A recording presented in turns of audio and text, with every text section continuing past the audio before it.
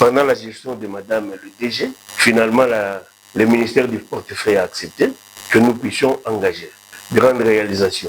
Nous avions engagé, dans un premier temps, selon l'autorisation du portefeuille, 158 agents, disons, des stagiaires qui sont devenus des agents. C'était déjà une bonne chose parce que chaque fois, tous ces agents dérangeaient la direction des ressources humaines pour leur engagement. Il y avait beaucoup de choses qui se passaient négatives à la CADECO. Le détournement des fonds, le vol, et ça faisait que les agents, surtout à l'intérieur du pays, se comportaient comme des rois. Alors, durant ces 2 années ici, il y a eu des mesures qui ont été prises.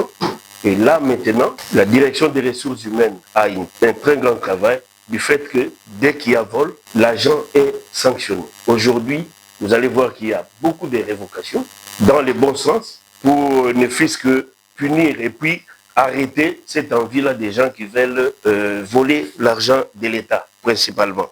Alors, au-delà de ça, la direction des ressources humaines, sous l'impulsion de la direction générale, a revu la convention collective. La sortie et de première mouture, ensemble avec tous les cadres de la CADECO. Fin 2024, nous avons commencé avec le paiement numérique des salaires des agents.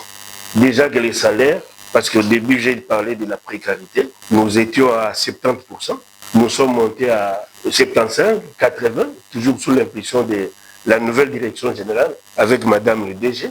Et je vous dis que maintenant nous sommes à 100% du salaire pour les premiers paliers.